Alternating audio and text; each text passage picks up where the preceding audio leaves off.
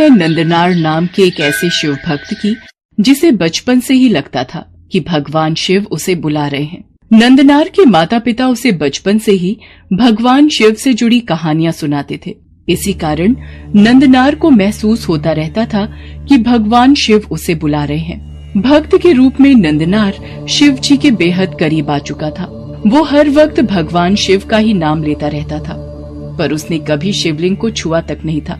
नंदनार एक बंधुआ मजदूर था, इसलिए वो समाज में एक अछूत के समान जीवन जी रहा था। जहाँ नंदनार रहता था वहाँ से लगभग 25 किलोमीटर दूर प्रसिद्ध शिव मंदिर था। नंदनार हमेशा से इस मंदिर में जाना चाहता था, मगर अपने मालिक के कहे बिना नंदनार कहीं भी नहीं जा सकता था। नंदनार ने कई बार जमींदार को अपनी बात समझाने की कोशिश की, पर जमींदार नहीं माना।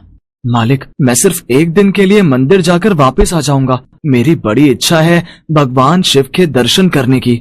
अभी तो तू नहीं जा सकता, तेरा जाना मुश्किल है। बहुत काम पड़ा है। आज निराई करनी है, कल खाद डालनी है, परसों तुम्हें जमीन जोतनी है। नहीं नहीं, मैं तुम्हें अभी कहीं भी जाने की इजाजत नहीं दे सकता। तुम एक भी दिन बर्बाद नहीं कर सकते। तुम वैसे ही किसी काम के नहीं हो, तुम मंदिर जाने के बहाने एक पूरा दिन बर्बाद करना चाहते हो, नहीं? जमींदार ने नंदनार को कहीं भी जाने के लिए साफ मना कर दिया, मगर नंदनार के मन में भगवान शिव के मंदिर जाने की इच्छा कम नहीं हुई। नंदनार बस एक बार अपने भगवान शिव के दर्शन करना चाहता था। एक दिन उसके पूरे शरीर में एक नई तरह की ऊर्जा फड़कने लगी। न जाने उसमें वो हिम्मत कहाँ से आई। वो जाकर जमींदार के सामने एक अलग तरह के गौरव के साथ जाकर खड़ा हो गया, जिस तरह का गौरव एक बंधुआ मजदूर जानता ही नहीं था, न ही उसके पास होने की कल्पना की जाती है। मालिक, मुझे बस एक बार शिव मंदिर जाने की आज्ञा दे दो, आपका बड़ा एहसान होगा। मैं तेरा क्या करूं? तू फिर से शुरू हो गया, मूर्ख कहीं के। पिछली बार तेरी माँ बीमार थी, उससे पहले बहन की शादी थी, उससे पहले तेरी दादी 3 बार मरी। अब तू मंदिर जाना चाहता है? ये सब नहीं हो सकता। मालिक, उसकी चिंता आप मत करो, मैं आज ही सारा काम कर दूंगा। कल सिर्फ एक दिन की बात है, मैं जाकर जल्दी वापस आ जाऊंगा। नंदनार अपनी जिद पर अड़ा रहा, जिसके आगे जमींदार ने हार मानकर कहा, ठीक है, जाओ, लेकिन जाने से पहले तुम्हें पूरे 40 एकड़ जमीन को जोतना होगा। अभी शाम है, सुबह से पहले तुम जुताई पूरी करके ही मंदिर जा सकते हो। नंदनार को पता था कि ये कार्य करना उसके लिए बिल्कुल असंभव है, इसलिए वो चुपचाप सोने चला गया।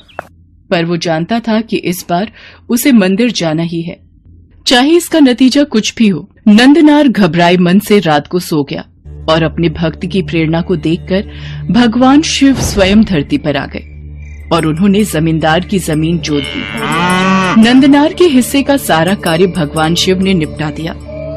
सुबह जब नंदनार सोकर उठा तो गांव में हंगामा मचा हुआ था। वो ये देखकर हैरान रह गया। नंदनार ने देखा 40 एकड़ जमीन जोती हुई थी। जमींदार का मुंह खुला का खुला रह गया।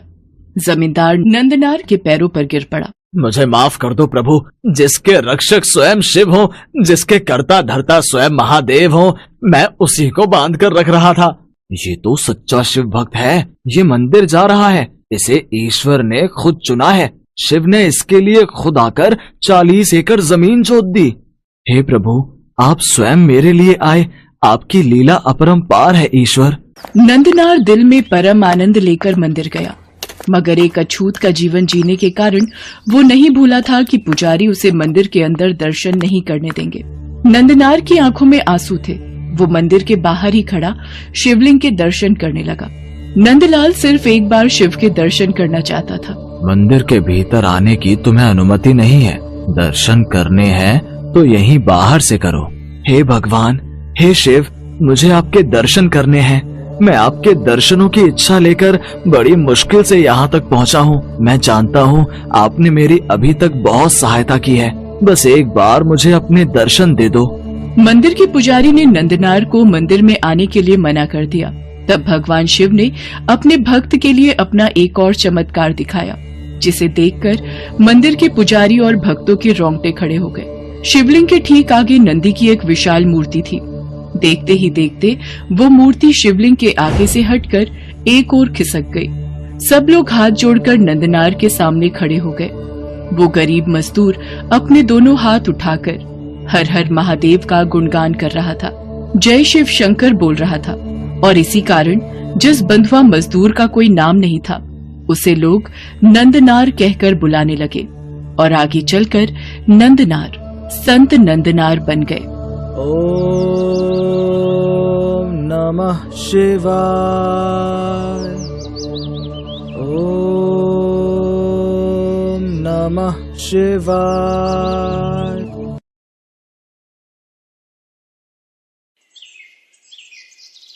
एक गांव में शिवम नाम का एक दूध वाला रहता था। उसके पास 2 भैंसें थी। वो हर सुबह उनका दूध निकालता और पूरे गांव में घूमकर बेचा करता था।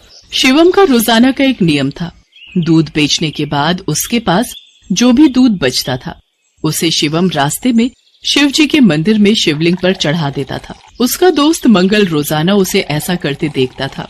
एक दिन, शिवम, तू इतनी मेहनत से पूरे गांव में दूध बेचता है और जो दूध बच जाता है उसे तू शिव मंदिर में चढ़ा देता है। बाकी लोग तो शिवलिंग पर थोड़े से दूध में पानी मिलाकर चढ़ाते हैं, तू भी ऐसा किया कर और बाकी बचे दूध को इकट्ठा करके उसकी दही और घी बनाकर बाजार में बेच दिया कर। इससे तेरी दुगनी कमाई होगी। मंगल, मैं भोलेनाथ को अपना पिता मानता हूँ, इसलिए उनकी भक्ति और सेवा करता हूँ। भोलेनाथ की कृपा से मेरी इतनी कमाई हो जाती है जिससे मैं खुश रहता हूँ। शिवम मंगल की बात पर ध्यान नहीं देता। वो नियम से ही रोजाना दूध चढ़ाने का कार्य करता रहता था। एक दिन मंदिर के पंडित जी ने शिवम से कहा, शिवम, तू हर दिन महादेव का दूध से अभिषेक करता है। तेरी क्या मनोकामना है जिसके लिए तू ये सब कर रहा है? पंडित जी, मुझे भोलेनाथ से कुछ नहीं चाहिए। मैंने कई बार कुछ लोगों को दूध में पानी मिलाकर चढ़ाते देखा तो मुझे लगा भोलेनाथ पानी मिला दूध पीकर कमजोर न हो जाए, इसलिए मैं उनको दूध चढ़ा देता हूँ। अच्छा, फिर ठीक है। एक दिन गांव में तेज बारिश हो रही थी। बारिश के कारण शिवम दूध बेचने नहीं जा सका। उसका आज सारा दूध बच गया था। उसने सोचा, आज इतना दूध बच गया है, मैं इसे शिवलिंग पर चढ़ा आता हूँ। शिवम, ये दूध तो बहुत सारा है, ये तो बहकर खराब हो जाएगा, तो फिर मैं इस दूध का क्या करूँ? पंडित जी, मैं ये दूध घर वापस भी नहीं ले जा सकता और ऐसे तो ये दूध खराब हो जाएगा। तुम एक काम क्यों नहीं करते? तुम इस सारे दूध की खीर बनाकर भोलेनाथ को भोग लगाकर गांव में खीर का प्रसाद बांट दो, इससे तुम्हें पुण्य मिलेगा। पंडित जी, ये तो आपने बहुत अच्छा विचार बताया है। मैं अभी जाकर बाजार से खीर का सामान लेकर आता हूँ। शिवम को पंडित जी की बात अच्छी लगी और वो बाजार से खीर बनाने का सामान ले आया। शिवम ने खीर बनाकर भगवान शंकर को भोग लगाया और सारे गांव में खीर का प्रसाद बांटा। इधर कैलाश पर्वत पर भगवान भोलेनाथ के मुख पर खीर लगी देख माँ पार्वती उनसे बोली, ये तो जरूर भगवान कृष्ण की भेजी हुई कोई चमत्कारी गाय दिखाई पड़ती है, जैसे उनका कोई आशीर्वाद हो। देवी पार्वती, ये मेरा प्रिय भक्त शिवम है। इसकी निश्चल भक्ति ने मेरा मन जीत लिया है। ये मुझे अपना पिता मानकर मुझे प्रतिदिन दूध और खीर का भोग लगाता है। ये मेरी चिंता करता है और मुझे बिना पानी मिला दूध चढ़ाता है। मेरे भोले भाले भक्त की भावना देखो, ये समझता है कहीं मैं पानी मिला दूध पीने से कमजोर न हो जाऊं, इसलिए ये दूध से अभिषेक करता है। प्रभु, फिर तो अपने इस भक्त पर कृपा करने के लिए हमें इसकी परीक्षा लेनी चाहिए। तो देर किस बात की देवी पार्वती, हम अभी पृथ्वी पर चलते हैं और अपने भक्त शिवम की परीक्षा लेते हैं। भगवान शिव और देवी पार्वती ने सेठ सेठानी का भेष बना लिया और शिवम के घर पहुंच गए। नमस्ते जी, कहिए आपको मेरे से क्या काम है? हमने तुम्हारे बारे में बहुत सुना है। तुम बहुत ताजा और शुद्ध दूध बेचते हो, इसलिए हम तुमसे दूध खरीदना चाहते हैं। तुम रोजाना अपना सारा दूध हमें बेच दिया करो। हम हर दिन तुम्हारा सारा दूध खरीदेंगे और तुम्हें दूध बेचने के लिए पूरे गांव में भागना भी नहीं पड़ेगा। हमारे लोग यहीं से दूध ले जाएंगे और पैसे तुम्हें दे देंगे। मैं आपको सारा दूध नहीं दे सकता। मेरी भैंसें जितना दूध देंगी उसमें से थोड़ा दूध मैं भोलेनाथ के अभिषेक और खीर के प्रसाद के लिए रखूंगा। और हमें तो रोजाना बहुत दूध चाहिए। तुम सारा दूध दे दो, भले ही दाम 4 गुना ले लो, तुम्हारी अच्छी कमाई हो जाएगी। नहीं सेठ जी, मैं आपको सारा दूध नहीं दे सकता। आपको दूध लेना है तो मैं शिव मंदिर के हिस्से का दूध अलग करके ही आपको दे सकता हूँ, नहीं तो कोई बात नहीं। चलो भाग्यवान, हम कहीं और से दूध पता कर लेंगे। ये तो कोई बहुत बड़ा शिव भक्त जान पड़ता है। सेठ और सेठानी वहाँ से चले गए। कुछ दूर जाकर उन्होंने एक गरीब ब्राह्मण का भेष बना लिया। देवी पार्वती, अब हमें अपने भक्त की परीक्षा किसी और तरह लेनी होगी। भगवान शंकर और माँ पार्वती मंदिर की सीढ़ियों पर बैठ गए। शिवम दूध बेचकर मंदिर जा रहा था। उसने एक गरीब ब्राह्मण ब्राह्मणी को रोते देखा। आप दोनों क्यों रो रहे हो? मुझे अपनी परेशानी बताओ, शायद मैं आप दोनों की सहायता कर सकूं। बेटा, हम दोनों कई दिनों से भूखे हैं, हमारे पास खाने को कुछ नहीं है। आप परेशान मत होइए, मेरे पास कुछ दूध बचा हुआ है और एक डिब्बे में ये खीर है। आप ये दूध पी लो और ये खीर खा लो, इससे आपका थोड़ा पेट भर जाएगा। भगवान शंकर तुम्हारा भला करें बेटा, आज तुमने हमें ये दूध और खीर खिलाकर तृप्त कर दिया। यदि मैं आपको भूखा छोड़कर भगवान भोलेनाथ को ये दूध और खीर का भोग लगाता तो वो भी इसे ग्रहण नहीं करते, क्योंकि जिस तरह से मैं उन्हें अपना पिता मानता हूँ तो वो भी तो आपके पिता हैं, तो मैं उनकी संतान को भूखा कैसे रख सकता था। इसलिए मैंने ये दूध और खीर आपको दिया। पर बेटा, ये प्रसाद और दूध तो तुम भगवान भोलेनाथ के लिए लाए थे, तुमने हमें दे दिया। तुमने हमारे लिए अपना नियम क्यों तोड़ दिया? शिवम की भोली भाली और पवित्र बातों को सुनकर भगवान शंकर और देवी पार्वती अपने असली रूप में आ जाते हैं। उन्हें देखकर शिवम उनके चरणों में गिर जाता है। शिवम, मैं तुम्हारी सच्ची भक्ति से बहुत प्रसन्न हूँ। मांगो, क्या मांगते हो? प्रभु, मुझे आपकी भक्ति के सिवा और कुछ नहीं चाहिए। मुझे आपकी भक्ति करके जो खुशी मिलती है उससे बढ़कर मेरे लिए कुछ भी नहीं। शिवम, तुम मेरे सच्चे भक्त हो। आज के बाद तुम्हारे जीवन में कोई दुख नहीं रहेगा। मेरा आशीर्वाद सदैव तुम्हारे साथ रहेगा। शिवम को अपना आशीर्वाद देकर भगवान शंकर और माँ पार्वती अंतर्ध्यान हो जाते हैं। उस दिन के बाद शिवम का जीवन सभी प्रकार के सुखों से भर जाता है।